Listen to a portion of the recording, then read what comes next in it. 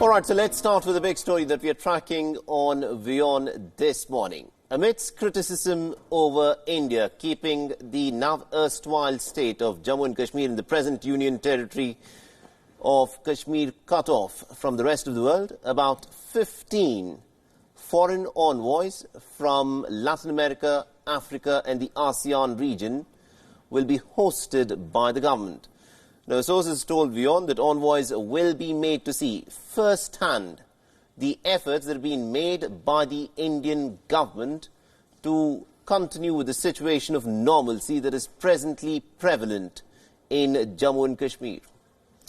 Now, one of the notable exceptions is, of course, the envoys from the European Union who will not be a part of the foreign delegates team, consisting largely of members from Latin America, ASEAN and Africa. Now remember, WION had reported about this story on Tuesday evening with the dates of the visit. The Ministry of External Affairs has said that it had received a request from the envoys for a visit to Jammu and Kashmir on why they could not join the other envoys. One European envoy has told WION that the invite was sent at very short notice and that most of them needed to get clearances from authorities back home to visit Jammu and Kashmir.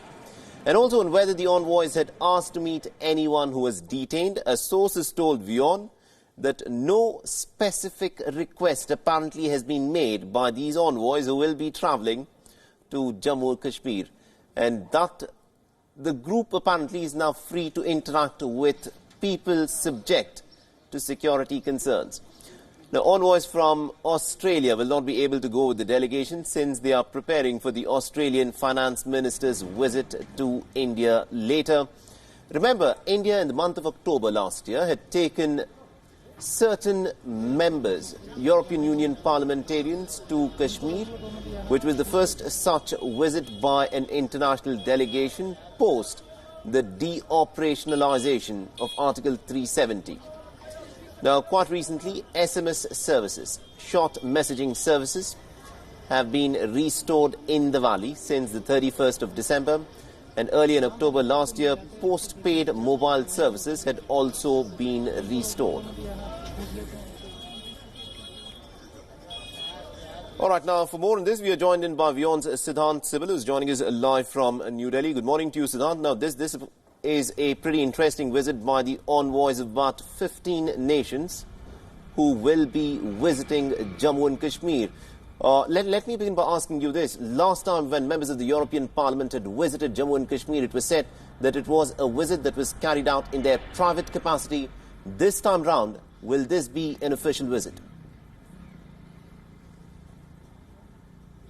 Well, yes, Mohammed, this is an official visit, a significant move of outreach from New Delhi and making sure that the envoys get a first-hand account of the ground developments in the Union territory of Jammu and Kashmir. They will be going to Srinagar and then they will be going to Jammu. The visit starts today and they will be arriving back to New Delhi by Friday evening. But by and large, the visit is kept under the wraps given the fact that this is highly there is a lot of security involved in the entire visit because these are diplomats from very, very important countries as well, including P5 countries, which makes it much more significant. But by and large, we know that in the past few months, there has been increased criticism of India regarding the situation in Jammu and Kashmir, and that is why we know that New Delhi was keen to make sure that the global capitals have a ground reality of how New Delhi is handling the situation. In fact, what is significant is one of the countries which was invited took a conscious decision to not to go. It said to WION that they trust the Indian government when it comes to how they are handling the situation in Jammu and Kashmir. Right, at this point of time, there are reports which state that the ambassador from the United States could also be visiting Jammu and Kashmir. What are you picking up from your sources?